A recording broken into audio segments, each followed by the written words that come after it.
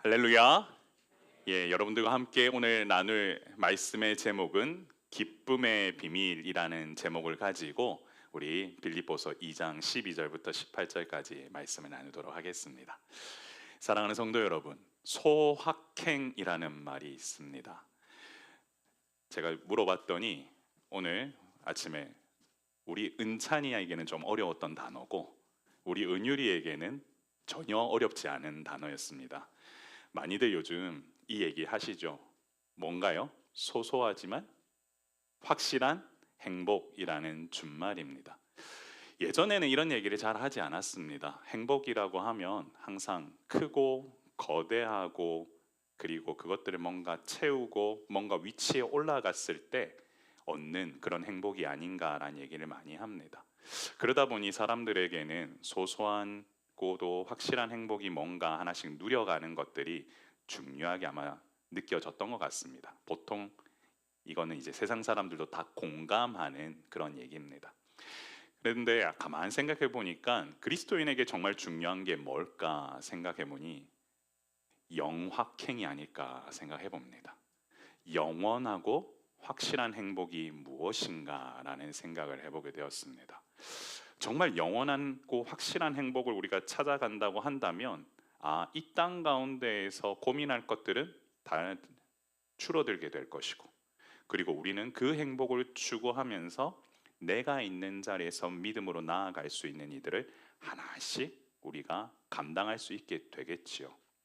사도 바울은 실은 너무나 어려운 상황 속에서도 어떠한 마음으로 지금 이 편지를 빌립보 성도들에게 주냐면 감옥에 갇혀 있는 그 상황 속에서도 제가 지난주에 그 얘기했죠. 유오디아와 순두계 같이 지금 다툼이 일어나는 이 상황 속에서도 너희가 어떻게 하면 복음의 비밀을 가지고 다시금 하나된 공동체로 진정한 기쁨을 누려야 되느냐에 대해서 마음을 가지고 진심으로 이 편지를 그들에게 쓰고 있습니다. 그리고 이것들을 그들이 받았죠. 지금 우리는 2000년 지난 이 시간에 다시금 이 얘기를 하면서 제가 마이크를 바꾸겠습니다.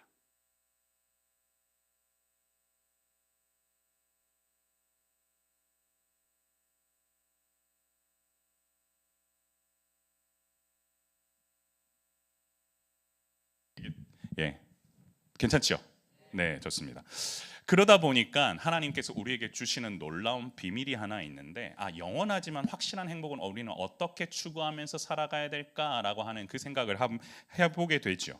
그러다 보면 정말 진정한 기쁨의 비밀을 우리가 발견하면 이 땅 가운데에서 어려움은 사라지게 되고 우리도 계속 그와 같은 방향으로 아무것도 두려워하지 말고 나아갈 수 있지 않을까 생각해 보게 되었습니다. 그럼 오늘 본문을 통해서 사도 바울이 진짜 말하는 기쁨의 기쁨을 더하는 그 기쁨의 비밀이 무엇인지를 한번 세 가지로 한번 정리해 보려고 합니다. 자, 먼저 우리 첫 번째 한번 얘기를 한번 내보길 원하는데요. 뭐죠? 같이 한번 보겠습니다. 기쁨을 첫째는 같이 한번 읽어볼까요? 시작. 구원을 이루는 인생이 기쁘다라고 되어 있습니다.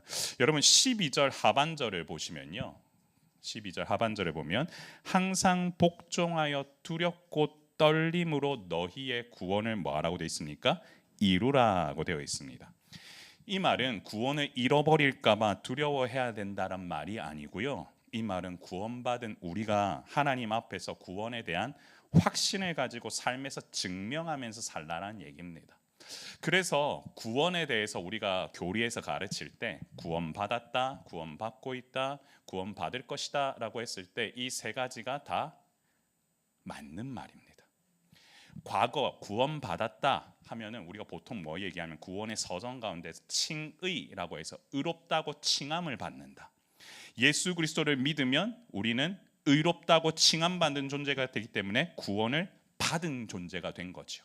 그렇기 때문에 구원받은 존재는 어떻게 되냐면 죄와 사망으로부터 벗어나 천국에 가서 하나님과 동행하며 교제하며 나아갈 수 있는 그 구원의 영원히 사는 기쁨이 있다. 이게 구원받았다.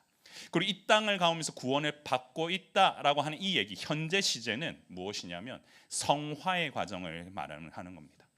하나님을 믿는 사람, 예수 그리스도를 쫓는 사람은 항상 뭘 해야 되면 성장할 수밖에 없습니다. 육신도 자라나지만 영적으로도 성장할 수밖에 없는 게 우리의 인생이 되어야 되는데, 그것은 오직 예수 그리스도를 쫓아가며 제자된 자들만이 누릴 수 있는 기쁨입니다. 예수님의 제자로 사는 사람들이 왜 기쁘냐? 자라기 때문에 기쁜 겁니다. 멈춰 있는 사람은 그 기쁨을 전혀 알 수가 없는데, 바로 그 구원의 기쁨을 누리기 때문에 우리는 구원을 받고 있으면서도 늘 자라나야 된다라는 게 중요하고요. 그리고 마지막에 구원 받을 것이다. 바로 그리스도의 날에 예수님께서 오심으로 말미암아 우리는 구원받은 존재가 되어 영화로운 존재가 된다. 그래서 교리의 마지막에 서정에 영화라고 하는 단어가 있는 겁니다.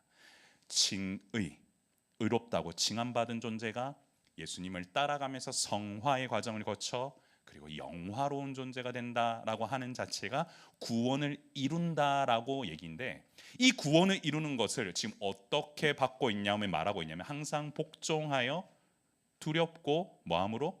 떨림으로. 두렵고 떨림으로 우리가 이것들을 받아야 된다라고 오늘 사도 바울은 얘기하고 있습니다.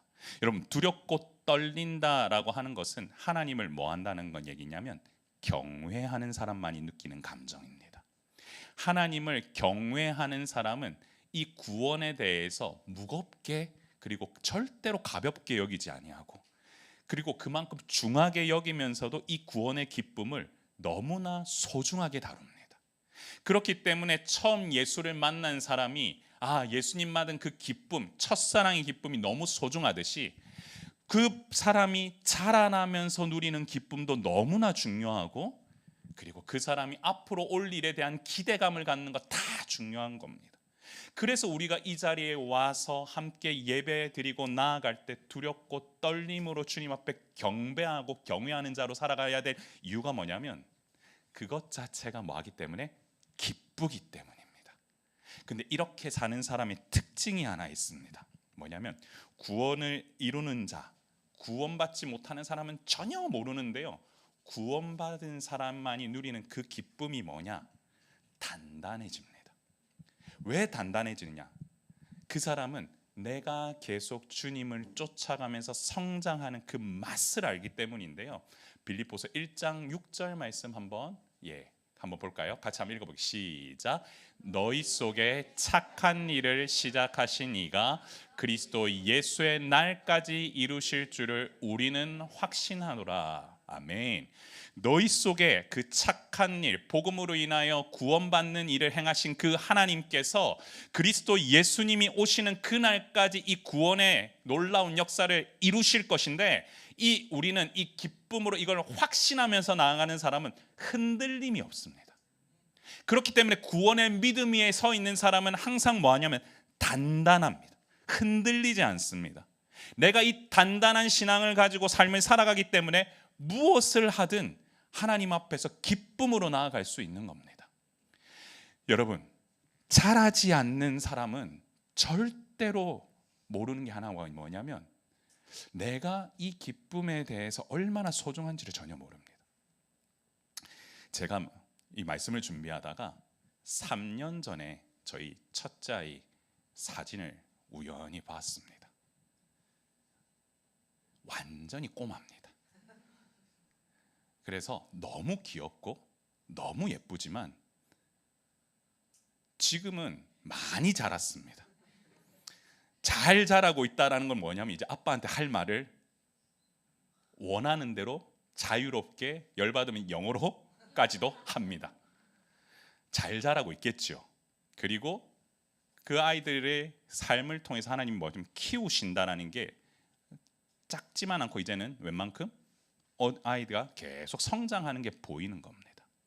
근데 그 성장하는 아이가 만약에 육신으로만 자라는 게 아니라 영혼이 멈춰 있다면 얼마나 이게 불안하냐면요, 내가 누구인지 일단 모르고, 내가 그리스도인으로서 어떻게 살아야 될지 모르고, 그리고 이 예배가 왜 중요한지 모르고, 그리고 우리 안에서 참 기쁨이 무엇인지를 모르기 때문에 이걸 같이 자라게 하려면은 너무나 어려워요.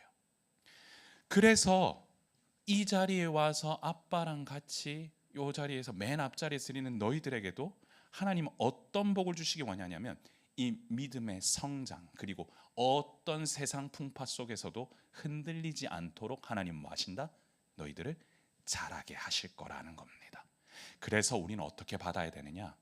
정말로 두렵고 떨림으로 이 예배의 자리에 오되 그 두렵고 떨림으로 나왔다고 해서 겁먹는 게 아니라 참 기쁨이 여기 있구나라는 사실을 먼저 아는 것이 중요하다는 사실 먼저 기억하시길 바랍니다. 그렇게 착한 일을 행하신 그분께서 그리스도의 예수의 날까지 이 일을 이루실 때 저와 여러분을 함께 사용하셔서 그와 같이 그 일에 동참하게 하신다. 그것보다 중요한 기쁨은 없다라는 걸 먼저 기억하시기 바랍니다. 그리고 두 번째, 같이 한번 읽어볼까요? 시작. 흠 없는 자녀로 사는 인생이 기쁘다라고 되어 있습니다. 여러분 15절을 보면요, 이는 너희가 흠이 없고 순전하여 같이 순전하여 어그러지고 거스르는 세대 가운데에서 하나님의 흠 없는 자녀로 세상에서 그를 가운데 빛들로 나타내며 라고 되어 있습니다. 본문을 보면 흠이 없고 그 다음에 뭐였죠? 순전한데 그 반대의 용어가 뭐냐면 어그러지고 거스른다라고 되어 있습니다. 어그러졌다라는 것은요, 도덕적으로 삐뚤어져서 옳고 그름에 대한 기준이 사라졌다. 그러니까 기준이 없는 거예요. 어그러졌다. 그리고요, 거스른다라는 것은 이 하나님의 뜻과 질서를 정면으로 뭐 한다는 거예요? 반대하고 반박한다라는 얘기입니다. 그 얘기는 뭐냐면 흠이 있는 인생이 되어버렸다라는 거죠. 세상에 있는 사람들이 가진 기준은 뭐냐면 하나님의 뜻을 거스르고 하나님의 뜻에 어그르는 것에 대해서 절대로 부담감을 느끼지 않습니다. 그들에게는 두렵고 떨림이 없는 거죠. 하나님 앞에 서서 두렵고 떨림으로 나와 예배하며 나아갈 때 그 가운데서 주시는 기쁨을 누려야 되는데 이들은 그냥 어그러지고 거스러도 그냥 괜찮다라고 얘기하는 게 세상에 흠이 있는 자들의 방식입니다. 죄에 사무쳐 있어도 괜찮다고 느끼는 사람들이 이렇게 사는 겁니다. 그런데 반대로 흠이 없는 자들의 삶은 무엇이냐면 이와 같은 삶과는 다른 삶을 사는 겁니다. 이와 같은 삶과 다른 삶을 살기 때문에 결국은 뭐냐면 우리는 그걸 뭐라고 하면 거룩하다라고 얘기를 합니다. 거룩하다는 구별됐다라는 거죠. 다르다라는 겁니다. 여러분 보시면요, 자막 보여주세요. 네, 바울은 우리를 흠없고 순전한 자녀라고 부르는데요, 본질은 어그러지고 거스르는 세대와 다르다. 그 핵심 뭐라고요? 거룩하다라는 겁니다. 거룩한 인생이기 때문에 세상과 동화될 수 없는 거예요. 가만히 있어도 뭐예요? 드러나요. 가만히 있어도 보여요. 가만히 있어도 저 사람 뭔가 다른 거죠.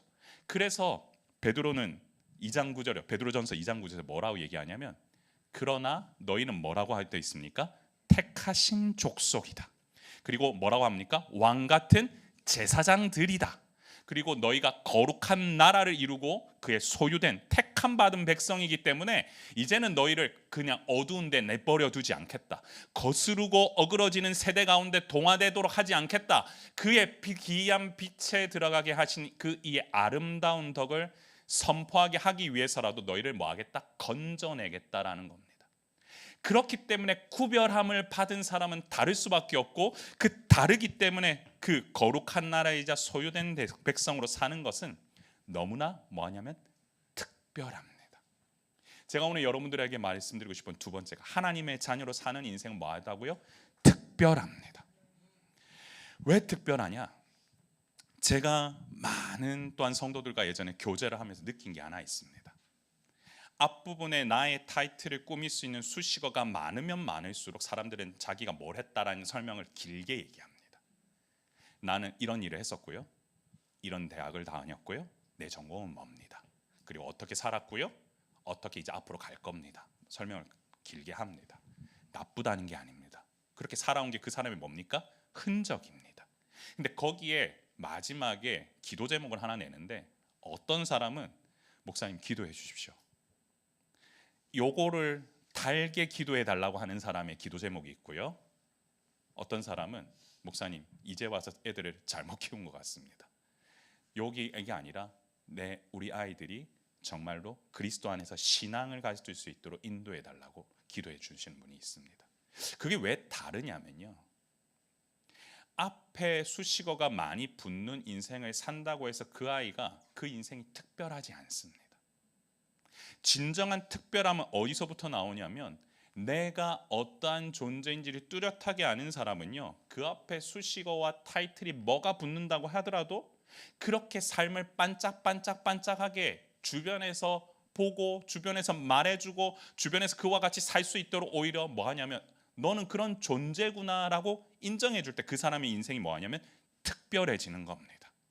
내가 거룩한 백성이요, 제사장 나라요, 내가 그 예배 가운데 동참할 수 있는 인생이요, 하나님 나라의 소유된 자요, 내 인생의 주권은 누구에게 있다? 하나님께 있다라고 고백하는 자의 인생은 흔들림이 없고 앞서 말했듯이 단단하고 특별하고 뭔가 달라도 다르다라는 것을 세상 사람들이 그 아이의 모습을 보면서 이야기할 겁니다. 여러분에게도 마찬가지입니다. 세상의 많은 일들을 여러분들 지금 감당하신다고 사실 버거울 때가 분명히 있을 겁니다. 젊은이는요, 직장을 가고 결혼을 하고 누군가 만나고 하는 것들이 너무 중요하죠. 그리고 결혼한 부부는 또 이 가정을 어떻게 세워가고 꾸려가고 함께 어떻게 만들어갈까, 이것도 너무 중요합니다. 또한 어느 정도 일정한 시기에 이르러 보신 분들은 이 아이들이 또한 어떻게 자랄까, 어떻게 누구를 만날까, 누구와 만나서 또한 결혼을 할까, 너무 중요합니다. 사실 보면은 되게 인생이 뭐합니까? 단순합니다. 그런데 우리는 그 인생을 얼마나 복잡하게 사냐면 맨날 일이 있습니다. 맨날 뭔가 터집니다. 아프기도 하고요, 갑자기 어려움을 당하기도 하고요, 누군가로 인하여 힘들기도 하고요, 평생의 기도 제목이라고 하지만 왠지 하나님은 내 기도 제목만 안 들어주시는 것 같고요. 그런데 사랑하는 성도 여러분, 아무리 그렇게 그 문제에 매달려 가지고 그걸 놓고 기도한다 한들 내가 흠이 없는 백성으로 부름받았다고 하는 사실을 아는 순간에 그 사람의 인생과 그렇지 않은 사람의 인생은 너무 천차만별입니다. 아이들이 함께 예배하고 함께 우리가 가정이 모여서 예배하고 그리고 함께 이와 같이 찬양을 나누고 선포하고 말씀으로 섬기고 헌신하며 나아가는 것은 오직 교회에서만 누릴 수 있는 특권입니다. 그렇기 때문에 흠 없는 자녀로 우리가 앞으로도 살아가야 되고, 이 성화의 과정을 통하여서 우리가 온전함을 추구하면서 나아가려면은 내가 다른 존재다라는 사실을 먼저 기억하는 사람과 그렇지 않은 사람은 다를 수밖에 없다라는 사실을 기억해야 되는데요. 그러려면 어떻게 살아야 되느냐? 이 특별한 인생. 여러분 지금 하시는 일에 뭘 담아야 되냐면 진심을 담으셔야 됩니다. 아멘이십니까? 왜 진심을 담아야 되냐면 내가 다르기 때문에. 그게 세상에도 뭔가 좀 다르려면 내가 구별된 자라고 하는 사실을 누군가에게 말로 하는 게 아니고요, 마음을 담아서 하면 보입니다. 어제 설립 감사 예배를 함께 예배로 올리면서 그냥 매 순서마다 사실은 다 뭐가 느껴졌냐면 제 마음속에는 진심이 느껴졌습니다. 앞에 먼저 사회를 하시는 목사님, 그리고 말씀을 선포하시는 목사님, 그리고 저도 그때 필름들이 처음에 개척했을 때부터 순간 지금까지 오기까지 많이 도와줬던 사람들의 모습, 그리고 함께 격려하며 함께 위로했던 그 사람들이 함께 예배하는 이 공간, 그리고 하나하나 준비됐을 때 이 공간을 준비하면서도 정말 처음 보았던 분들인데도 마음을 담아서 이 공간을 준비했던 사람들, 그들과 일을 할 때 세상의 방식으로 일했다면 솔직히 말씀드리겠습니다. 이 공간 이렇게 준비 못했습니다. 얼마이고 어느 정도 시간이 들어가고 이렇게 넓은데 이게 어떻게 되냐고 하면 저는 지금도 못할 것 같습니다. 근데 그때마다 하나님은 누굴 만나게 하셨냐면 하나하나 준비하는 이 의자 하나부터 이 모든 인테리어 하나하나에 진심을 담아서 할 수 있는 구별된 사람들을 만나게 하심으로 말미암아 아무리 생각해봐도 안 될 일들이 되기 시작한 겁니다. 제가 하나 배운 게 있다면 그겁니다. 흠 없는 자녀로 그냥 살기만 하고 믿음으로 나아갔는데 그와 같은 일들에 대해서 같이 마음 떨리고 가슴 움직이는 사람들을 붙여주셨고, 그러다 보니까 그 사람들의 진심과 마음에 닿아서 그들이 움직이고 저도 움직이고 함께 하다 보니까 뭔가 안 되는 일도 되고, 하나님께서 역사하신 일들을 감당하면서 복음의 역사를 위해서 이것들을 준비하자 했더니 움직이고 가슴 떨리는 분들이 함께 오셔서 예배하게 되고, 그리고 처음 보지만 그럼에도 불구하고 마음이 닿을 수 있도록 표현했더니 하나님이 그렇게 이루어 가시는구나. 아무리 생각해도 세상의 방식으로는 두드려도 안 나오는 일들이 그와 같은 일들로 채워지는 역사는 우리가 누구이라는 사실을 아는 사람들이 만나서 부딪혔기 때문에 저는 가능한 일이라고 생각하고요. 또한 그 와중에 믿지 않는 분들하고의 교제도 있었는데 제가 보이고 있던 거는 예수 믿는 사람들은 좀 다릅니다.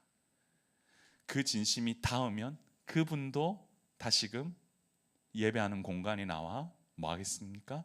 다시 예수님을 주로 인정하고 구원받아 나아가는 역사가 일어나리라고 저는 확신하게 하는 마음으로 이 모든 걸 준비했습니다. 사랑하는 성도 여러분, 여러분은 흠없는 주님의 자녀입니다. 아멘이십니까?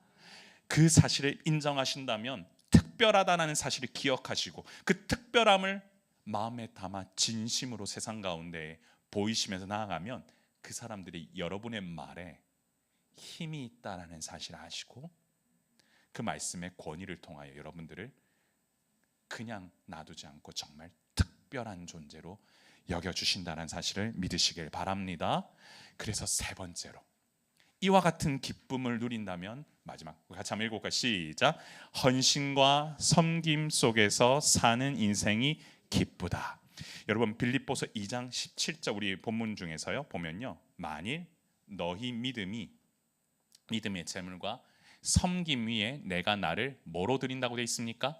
전제로 드릴지라도 나는 뭐 한다고요? 기뻐하고 너희 무리와 함께 또 뭐 한다고요? 기뻐한다. 너의 믿음의 재물, 이 믿음의 재물 헌신으로 나아가는 자에게 섬김 위에 나를 뭐로 드렸다고요? 전제로 드렸다는 얘기는, 이 전제라고 하는 것은 마지막에 재물 위에 포도주를 붓는 그와 같은 제사의 구약의 형식인데요. 이 제사 형식을 통해서 뭐냐면 그 재물 위에 뭐가 납니까? 향기로운 냄새가 납니다. 그 향기로운 냄새가 누구한테 맡게 하는 겁니까? 하나님께 들리게끔 하는 게 전제입니다. 그러면 신약에서 이 전제라는 표현을 바울이 쓴 이유는 내가 그 향기로운 재물 위에 전제가 되어 포도주가 되어서 내 삶을 통하여 하나님께 향기로운 예물을 올려드리도록 하겠다라는 얘기지요. 그 얘기는 나의 헌신과 수고와 그 모든 것들을 다하여서 이와 같이 살 때 이 삶보다 기쁜 인생은 없다라는 사실을 지금 우리에게 알려주고 있는 겁니다. 여러분, 기쁨의 핵심이 그러면 보면은 헌신과 섬김이라고 하는데요. 왜 이게 기쁘고 헌신과 섬김이 기쁠까? 우리 히브리서 12장 2절 말씀 한번 볼까요? 같이 한번 읽겠습니다. 시작. 믿음의 주여 온전하게 하시는 이인 예수를 바라보자. 그는 그 앞에 있는 기쁨을 위하여 십자가를 참으사 수치를 개의치 아니하시더니 하나님 보좌 우편에 앉으셨느니라. 아멘. 여러분 보십시오. 뭘 위하여서요? 기쁨을 위하여 뭘 참았어요? 십자가를 참았어요. 십자가를 참고 수치를 뭐 했다고요? 개의치 아니했다고 돼 있어요. 그리고 그 하나님 보좌 우편에 앉아서 뭐 했다고 하면 앉으셨다. 이 얘기를 하는 이유는 뭐냐면요, 예수님을 바라보는 인생 가운데 뭐가 있냐면 바로 예수님이 어떤 모습으로 십자가에 달리셨는지를 갖다가 우리는 확인할 수밖에 없게 됩니다. 예수님은요, 그 십자가를 참으셨다, 인내하셨다라고 돼 있어요. 그리고 그 받은 수치를 개의치 않았다고 돼 있어요. 근데 그걸 바라보는 그 모습 가운데 이 참으셨던 이유가 뭐냐면 오직 기쁨을 위하여. 왜 기쁨을 위하여입니까? 영혼이 죄로 말미암아 멸망하지 아니하고 다시금 살아나는 그 기쁨을 위하여 지금 예수님께서 어디에? 십자가에 달리셨다라는 거죠. 그러면 보십시오. 세상 사람들은 헌신하고 섬기고 하는 것들을 기쁨이라고 말하지 않습니다. 그거는 그냥 수고하는 거라고 합니다. 보통 사람은 다 어떻게 하기 원합니까? 대접받고 싶어 합니다. 그 대접받는 게 기쁨이라고 생각하고 자신의 힘이라고 생각합니다만 하나님의 백성은 삶이 다르다라는 겁니다. 내가 지금 감옥에 있음에도 불구하고 이 교회가 다시금 바로 되기 위하냐면 요디아와 순두계와 같은 사람들이 다시 싸우지 아니하고 다시 화목하려면 먼저 헌신하는 사람이 있어야 되고 섬기는 사람이 필요하다. 그 헌신과 섬김으로 말미암아 하나의 교회가 다시금 뭐가 된다? 예수 그리스도의 십자가를 알게 되고 그 십자가의 사랑을 깨닫는 사람들이 함께 모인 공동체 가운데 뭐가 넘친다? 기쁨이 넘친다라는 사실을 지금 사도 바울은 우리에게 얘기해 주고 있는 겁니다. 여러분, 진짜 기쁨은 섬길 때 나옵니다. 어제 이곳에서 예배를 준비하기 위해서 다과를 준비하고 함께 수건을 나누고 했을 때 실은 제가 어제 몸은 하나인데 죄송하지만 너무 많은 분들하고 사진을 찍느라 저는 연예인이 아닌데요. 오신 분들하고 인사하다 보니까 여기 딱 붙들려 있었습니다. 예. 근데 실은 어제 오셨던 분들을 한 200명을 먹이시려고 아침부터 유부초밥 만들고 함께 섬기셨던 분들이 계셨습니다. 한 분은 그 전날 배탈이 나서 간을 보지 못함에도 불구하고 이거 어떻게 만들지 하면서 그걸 만들고 계셨고요. 또 어떤 분은 아침부터 나와서 이 막대걸레 하나 사오시더니 저는 사오라고 한 적도 없는데 와서는 어디선가 보이지 않는 곳에서 계속 닦고 계시더라고요. 그리고 또 어떤 분들은 얘기하지 않았는데도 불구하고 알아서 그 자리에 맡아서 가는 그 삶을 통하여서 사실 목사로서 그냥 감사했습니다. 이유인즉슨 사실 많은 것들을 세워가기 위해서 목회자가 헌신하고 수고를 해야겠지만 사실 지금 다 감당할 수가 없습니다. 뭐 하나 작은 것부터 세워가려면 실은 도움이 필요하고 사실 도움보다 더 중요한 건 이게 기쁨이 된다라고 하시는 분들의 섬김이 필요합니다. 그리고 또 재미있는 거는 뭐냐면요. 오늘 저희는 가끔 몇 명 올까 오늘 예배 그런 얘기는 잘 안 하고 밥을 준비해야 되다 보니까 몇 인분을 준비해야 되지? 라고 하는 고백을 좀 합니다. 근데 제일 뿌듯할 때는 뭐냐면 예? 뭐라고요? 아, 그렇습니까? 제가 믿음이 좀 작나 봅니다. 저는 딱 다 먹었으면 좋겠습니다. 그냥 딱 다 먹으면 그냥 받아가시는 것만 해도 뭐냐면 좋습니다. 그래서 저는 그냥 어제도 저희 아내랑 몇 인분 준비해야 될까 하다가 설립 예배 많이 오셨으니 그 다음 날은 뭐 한 그리고 또 약간 못 오신다고 하는 얘기 듣고 그래 그럼 뭐 얼마 해야지 했는데 그냥 해 하고는 솔직히 말씀해 오늘 20인분 준비했거든요. 근데 오늘 몇 명이 오셨는지 모르겠지만 그렇다고 21명 왔다고 하면 안 먹겠다 이러지 마시고 그게 뭐냐면 그냥 솔직히 말씀드리면 그냥 와서 밥을 먹는 것만으로도 그게 저는 개인적으로 봤을 때는 섬겨주시는 겁니다. 그리고 더 그건 뭐냐면요. 어제도 집에 마지막에 가는데 오늘 예배 드리려면 여기 뭐 좀 정리를 해야 되잖아요. 어제 많이 오셔가지고 어제 저기 의자 딱 깔려 있었고 4층에도 의자 있었는데 또 저 사실은 어제 보신 분도 계시고 처음 뵙는 분들도 있었습니다. 그런데 그냥 몸으로 다 정리해 주시고 그냥 가셨습니다. 그 와중에 하나 제가 기억 남는 게 하나 뭐였냐면 목사님 설립 감사 예배라는 거를 처음 보게 되었습니다. 그런데 교회가 탄생한다라고 하는 그 의미를 어제 처음 배웠습니다라고 이렇게 저한테 헌금 봉투에다가 글을 적어 주시더라고요. 사랑하는 성도 여러분, 제가 공부를 좀 하다 보니까 개척에는 여러 방법들이 있다고 하더라고요.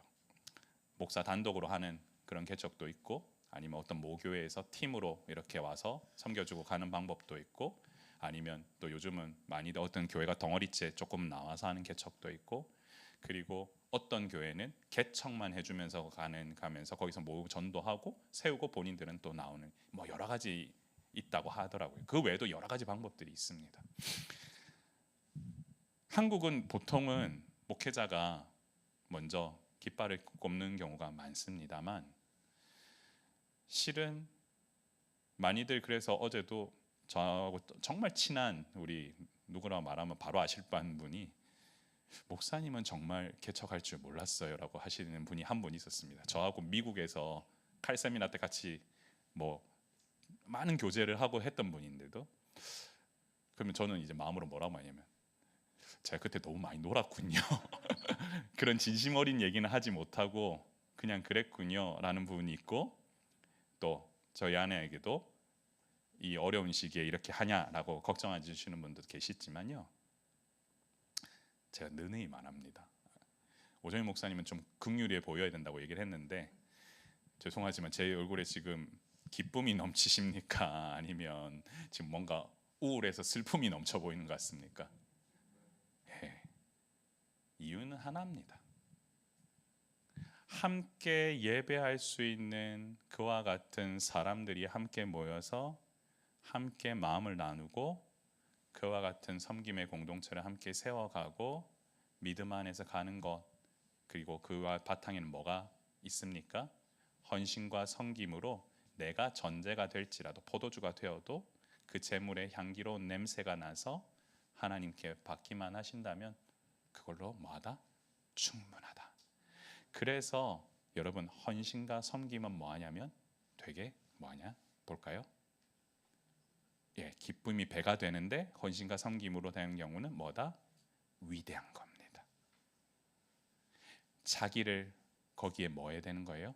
갈아 넣어야 되기 때문에 그건 정말 위대한 겁니다.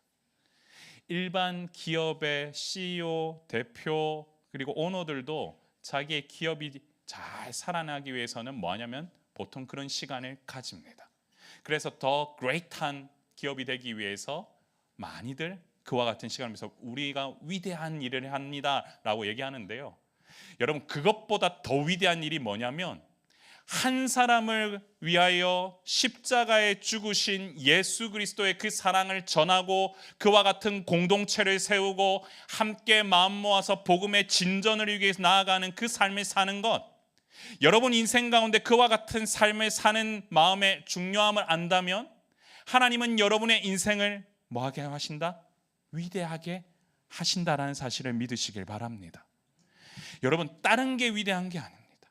삶의 자리 가운데에 복음을 통하여서 함께 그와 같은 일들을 감당하며 믿음 안에서 이 일을 우리가 묵묵히 하나씩 해낼 때 하나님은 분명히 그리스도 예수의 날, 그날 오실 때에 예수님께서 다시 오시는 그날에 착하고 충성된 종아, 너의 수고를 내가 안다. 그리고 내가 너로 말미암아 너의 예배를 기쁘게 받았다. 그리고 앞으로 나와 함께 하자고 여러분들을 위로하시면서 여러분의 인생을 더욱 가치 있고 위대하게 하실 겁니다. 그래서 우리 마무리를 좀 해보려고 하는데요, 같이 한번 읽어볼게요. 시작. 하나님의 자녀라는 신분에 맞게 사는 인생이 기쁘다. 사랑하는 성도 여러분, 말씀을 좀 마무리를 하려고 합니다. 오늘 기쁨의 비밀 해서 구원을 이루는 게 기쁘다, 흠없는 자녀로 사는 게 기쁘다, 그리고 정말로 헌신과 섬김 속에서 사는 인생이 기쁘다라는 말씀을 나눴습니다. 그러다 보니까 정말 헌신과 섬김 속에서 살았던 사람이 누가 있을까 이렇게 저도 좀 찾아보다가 허드슨 테일러가 저는 좀 떠올랐습니다. 제가 예전에 큐티 세미나를 할 때 이 사람 얘기를 캠브리지 7인가 제일 많이 나눴는데요. 중국 내지에 들어가서 선교를 하는데 이번에 하면 딱 특징이 뭐냐면 그 당시만 해도 선교사님들이 약간은 서양인인 거를 더 드러내고 사실 약간은 내가 좀 다르다 그렇게 들어가서는 선교를 했다면 이분은 머리는 뭘 하냐면 변발을 해서 앞에는 밀고 뒤는 따고 그리고 그 중국 고유 복장을 입고는 그들과 함께 동화되어서 그와 같이 삶을 사는 인생을 살면서 복음을 증거했다고 합니다. 그런데 그와 같은 복음을 증거하며 살았던 가장 큰 이유가 뭐냐면 과거 하나님께서 주셨던 말씀 가운데서 본인이 그 묵상으로 깨달음으로 말미암아 했던 그 하나의 예가 있는데요. 빌립보서 2장 13절의 말씀입니다. 같이 한번 읽어볼까요? 시작. 너희 안에서 행하시는 이는 하나님이시니 자기의 기쁘신 뜻을 위하여 너희에게 소원을 두고 행하게 하시나니 아멘. 말씀 계속 좀 띄워주시겠어요? 네. 여러분 뭐라고 되어 있습니까? 너희 안에서 행하시는 이가 누구시라고요? 하나님. 그 하나님께서 자기의 기쁘신 뜻을 위하여 자기의 기쁘신 뜻 영혼을 살리는 그 일을 위하여 너희에게 소원을 두고 지금 이 일을 뭐하고 계신다면 이루어가고 계신다. 근데 그 일을 이루시는 이가 하나님이신데 그 일을 이루시는 이와 함께 동행하면서 살려면 우리는 어떻게 해야 되느냐? 매 순간 내가 구원받은 존재라는 사실을 인정하고 그리고 흠없는 자녀로 살면서 늘 삶의 자리에서 이와 같이 헌신과 섬김으로 살면서 이 일이 특별하고 내 삶 가운데 너무 위대하다는 사실을 알 때마다 아 이게 진짜 기쁨이구나.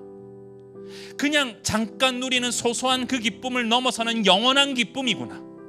내가 다시금 살아나 영원한 이 생명을 나누는 인생을 사는 것이 기쁨이구나. 그와 같은 일에 위하여 마음에 담고 나아가는 것이 기쁨이구나 할 때 인생이 바뀐다라는 겁니다. 여러분 우리의 삶 가운데 가장 중요한 것은 뭐냐면 살아도 주를 위하여 살고 죽어도 주를 위하여 사느니 내가 사나 죽으나 다 내 인생이 누구 것이다? 하나님의 것이다. 그런 인생을 살는 사람은 내가 무엇을 하든지 어떤 일을 하든지 어떤 가치관에서 무엇을 어디에서 쓰임 받든지 간에 주님은 그 인생을 기쁘게 받으실 것이다. 전제로 사는 삶, 내가 제물이 되어 포도주가 되어 하나님의 나라를 위하여 향기롭게 내가 그와 같은 그리스도의 향기 나는 인생을 살고 싶다. 그는 오직 하나밖에 없습니다. 복음을 위하여 사는 삶. 그러면 바울은 아마 그랬을 겁니다. 너네가 이렇게 살면 못 싸울 거야. 요디야야 순두개야 못 싸울 거야. 하나가 될 거야. 그 교회가 시작하는 첫 걸음에도 뭘 어떻게 해야 될지 몰라서 어그러지는 부분들이 분명히 있을 수 있습니다. 그렇죠. 하다 보면 뭔가 삐그덕거리는 게 있을 수 있죠.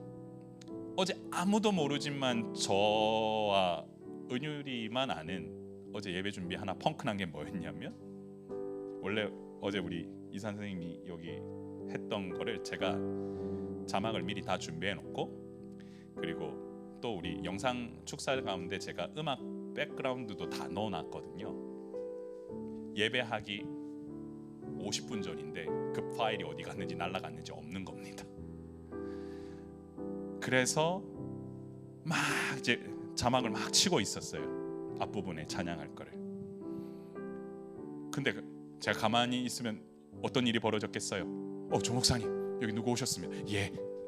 치다가 가고 하는데 그걸 누구한테 부탁을 좀 해야 될 것 같긴 한데 아시잖아요. 개척교회를 하다 보면 그냥 모든 걸 목회자 혼자서 해결해야 되는 일들이 너무 많거든요. 그러다가 딱 보니까 부탁할 사람이 제 눈에 한 명 딱 보였어요. 왜냐면 다 뭘 하고 계시더라고요. 저하고 오랫동안 호흡을 맞췄는데 오늘 보니까 좀 놀고 있더라고요. 누가 와서 좀 이거 좀 쳐달라고. 근데 그 친 흔적을 제가 또 봤는데 오늘 보니까 앞에 자막에 보니까 제 눈에만 보이는 오타가 하나 보입니다.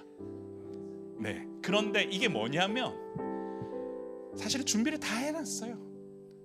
근데 파일이 안 보여. 또 뭐 했는데 안 돼. 그러면 옛날 같으면 또 뭐가 빵꾸 났네 뭐 이러겠는 사이인데, 저는 요즘은 죄송합니다 그러든지 말든지. 왜냐하면 우리 주님이 그런 걸로 뭐라 하시지는 않을 거니까. 근데 저도 좀 안 보였으면 좋겠는데 보여요. 근데 또 부탁하기로는 또 이런 마음도 있습니다. 예배는 같이 섬기는 거니까. 근데 사실 오늘 이 예배를 준비하기 위하여서 저는 설교를 평소 때보다 더 하루 이틀 먼저 준비를 마무리를 하고 지난주에는 몸으로 뛰는 일을 많이 했거든요. 그러면서 사실 소통하면서는 어제 좀 찬양 부탁하는 거는 사실 몇 달 전에 제가 부탁하는 거였습니다. 근데 또 그게 예상 밖으로 또 가니까 그건 좀 교회가 좀 다르게 좀 가야겠구나 해서 오늘 또 인도해 주시고 함께 하고 또 더 많은 분들이 오셔서 예배 드려 주시고 그리고 함께 모여 가고 이 모습을 보면서 되게 많이 기쁩니다. 사랑하는 성도 여러분, 여기 계신 모든 분들, 여러분의 삶에도 그와 같은 기쁨들이 좀 흘러 넘치길 소망합니다. 소소한 행복, 다음 주 오시면 고기가 있으니까 그것도 있습니다만 영원한 행복은 뭐에 있다? 복음으로 사는 인생 가운데 있다. 그렇기 때문에 저는 교회가 좀 재밌었으면 좋겠고, 교회가 정말 좀 화합을 이뤘으면 좋겠고, 그리고 예수님을 알아갈 때만큼은 눈물도 있으면 좋겠고, 그리고 섬길 때는 이렇게도 되네 라는 것도 좀 알았으면 좋겠고, 그리고 아시겠지만 같이 하는 그런 것 공동체를 좀 세워가는 동안 함께 모여서 마음 나눠주시고, 그리고 얼마든지 오셔서 자유롭게 그렇게 세워갈 수 있도록 같이 기도해 주시고 해주시면 좋을 것 같습니다. 하나님의 자녀로 사는 그 인생이 기쁘다. 아멘이십니까? 오늘 우리 함께 요 찬양 말씀 우리 한번 볼까요? 그 기도 제목 같이 한번 읽겠습니다. 주여 하나님의 말씀 안에서 자라는 인생이 되게 허락하여 주사 말씀 안에서 성장을 경험하는 것이 복된 삶임을 깨닫게 하옵소서. 아멘. 주여 하나님의 흠 없는 자녀로 구별되어 사는 삶이 특별한 삶임을 알게 하사 매 순간 주님 주시는 사명으로 무장되는 주님의 자녀가 되게 하옵소서.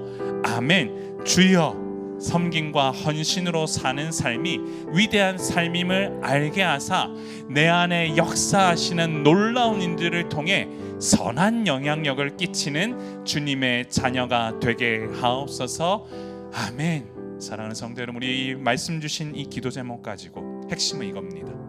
하나님의 자녀로 사는 인생이 기쁘다라고 하는 사실을 먼저 깨닫고 그에 반응하는 삶을 살게 해달라고. 이후에 우리 함께 저를 따라 한번 고백하신 후에 기도하길 원합니다. 주여 은혜를 주옵소서. 주여 은혜를 주옵소서. 같이 기도하겠습니다. 존귀하신 하나님 아버지, 은혜를 감사합니다. 하나님께서 부으시는 인생 가운데에 아버지 하나님, 우리를 아버지 하나님 부르시고 하나님 하시는 놀라운 일들을 계획하게 하심에 진실로 감사하고 아버지 하나님께 영광 올려드립니다. 모든 것이 아버지 하나님부터 10가지 아버지께서 부으시는 그 인생이 되게 하여 주사 아버지, 우리가 드리는 예배와 우리가 드리는 찬양과 하나님 나라를 위한 섬김이 아버지 하나님 앞에 더욱더 상달되어 아버지 기쁨이 되는 인생이 될 수 있도록 인도하여 주옵소서. 하나님, 우리에게 주시는 놀라운 일들 아버지 한 경험하며 나아갈 때마다 우리에게 허락하여 주시는 그 기쁨이 차고 넘칠 수 있도록 인도하여 주시고 아버지여, 우리에게 주시는 이 특별 특별함과 아버지 믿음 안에서의 단단함과 위대한 놀라운 역사들이 아버지 하나님 우리를 통하여 아버지 하나님 하나하나 성취되며 나아갈 수 있도록 인도하여 주옵소서. 부으시는 놀라운 은혜가 우리 안에 차고 넘칠 수 있도록 인도하여 주시며 하나님 원하시는 일들을 아버지 감당하며 나아갈 때에 아버지여 우리에게 주시는 그 일들 온전히 감당하며 나아갈 수 있도록 인도하여 주옵소서. 아버지 하나님